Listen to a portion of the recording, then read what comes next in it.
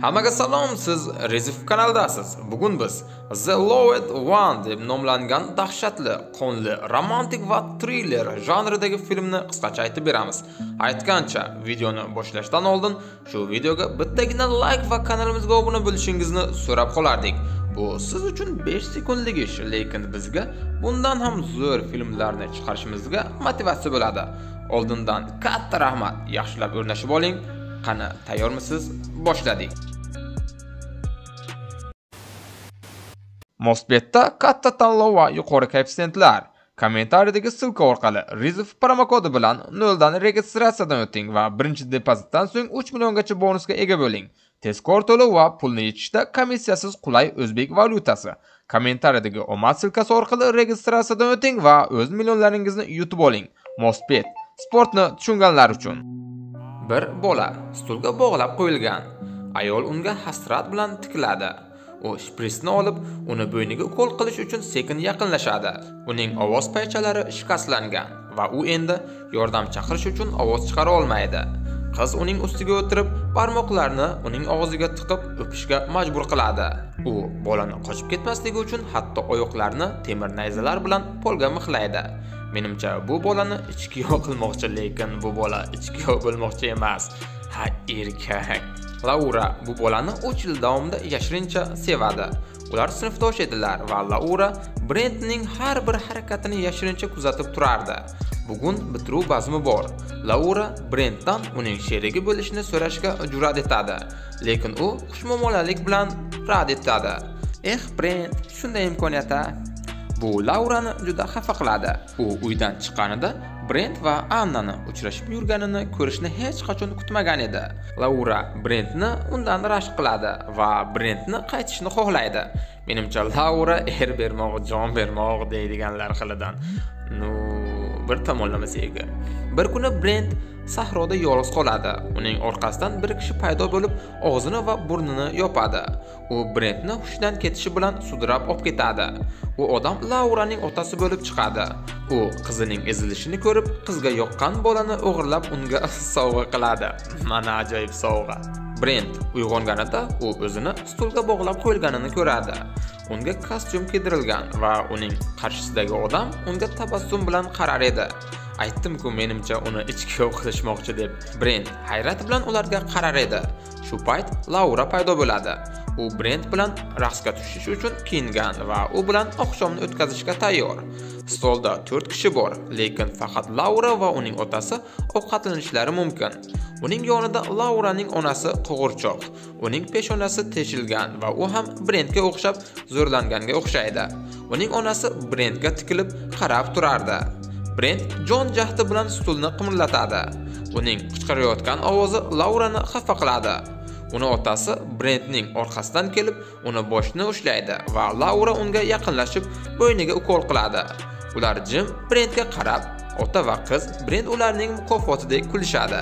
Ular bu lahzani muhrlash uchun suratga olishga qaror qilishadi. Laura Brentni tizzasiga o'tirib rasmga tushadi va keyin ular ovqatlanishni davom ettiradilar. Laura undan ichkiyo bo'lishni kutgan holda Brentga qaraydi, lekin Brent baxtli ko'rinmaydi va u qochib ketmoqchi.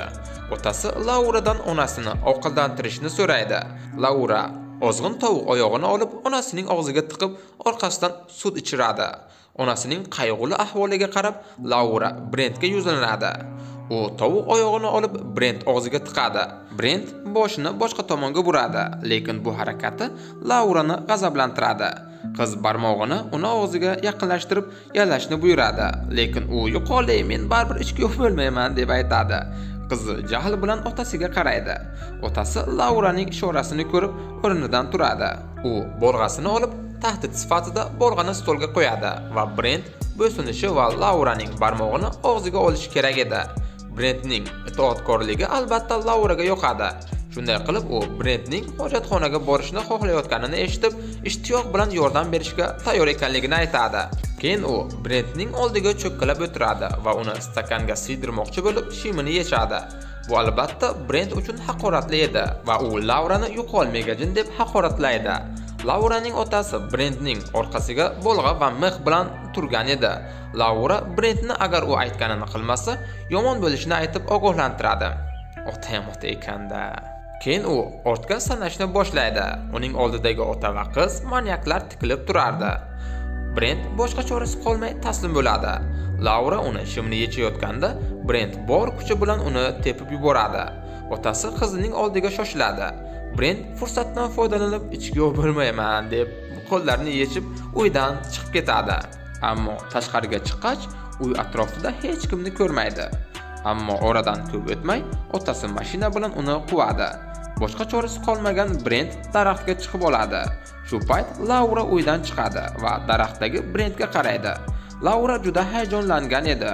U otasiga chiroqni Brentga qaratishni aytadi va u tosh olib unga otadi. Brent daraxtdan qulab tushadi. Ota va qiz yana Brentni stulga bog'lab qo'yishadi. Lekin bu safar otasi yana qochib ketmasligi uchun oyog'ini pichoq bilan polga mixlashga hozirlik ko'radi. Laura yonida turib Brentning alamli ifodasini kuzatadi. Ota va qiz nihoyat Brentga nisbatan qiynoqlarni to'xtatadilar. Laura oldingi sevganlari jamlangan fotoalbomni olib keladi, lekin afsuski ularning barchasi o'lgan va endi navbat Brentga yetib keldi. Lekin Brent ularga nisbatan hech qanday reaksiya bildirmaydi. Uning yuzida kutilgan dahshat qiyofasi paydo bo'lmaydi. Bu ota va qizning noroziligiga sabab bo'ladi. Shunday qilib, Laura pichoq bilan Brentning tanasiga yurak rasmini chizadi. Brentning og'riq darajasi ota va qizga yoqmaydi. Otasi tuzni olib yaraga sepadi. Ota va qiz Brentning qanchalik azob chekayotganini ko'rib xursand bo'lishadi. Kiyovni ham shunchalar azoblashadimi-ye? Ular bolani yetarlicha qiynaganlardan so'ng otasi bitiruv kechasi boshlanganini e'lon qiladi. Laura bolani ko'ylagini tuzatadi va unga qog'oz toj kiydiradi. Keyin u qo'llarini uning yelkasiga qo'yib raqsga tushadi. Chunki Brent allaqachon Lauraning to'g'irchog'i bo'lgan. Raqsdan so'ng ota va qiz Brent oldidagi yerto'lani ochib, suv va ovqatni u yerga tashlashadi. Ma'lum bo'lishicha, zo'ravonliklardan omon qolganlar yerto'lada ota va qiz tomonidan saqlangan va bundan keyin Brentning hayoti ham shunday yakun topadi. Qiz shurpayorni olib erkakning boshini teshadi. So'ng uning boshiga quyish uchun qaynoq suv olib keladi. U bexosdan otasining qo'liga to'kib yuboradi. Laura teshik juda kichik deb yig'laydi va otasidan kattaroq teshik ochishga yordam berishni iltimos qiladi. Erkak shurpayorni olib Brentning boshiga teshik ochadi. Og'riq shunchalik kuchli ediki, Brent juda qattiq kurashadi. Bir amallab arqonni yechib, u odamni yerga yiqitadi. So'ng oyog'idan pichoq chiqarib, Laurani otasiga otib yuboradi. Laura uning bo'ynidan ushlab Brentni nazorat qiladi, lekin Brent uni itarib yuboradi. Laura hushdan ketadi. Brent Laura otasini yerto'laga itarib yuboradi. Ichkaridagi odamlar uni yovvoyi hayvonlardek yanchishni boshlashadi. Bu dahshatli manzara Brentni shokka tushiradi. Brent, agar sen ham ichkiyov bo'lganingda ular qatoriga qo'shilarding.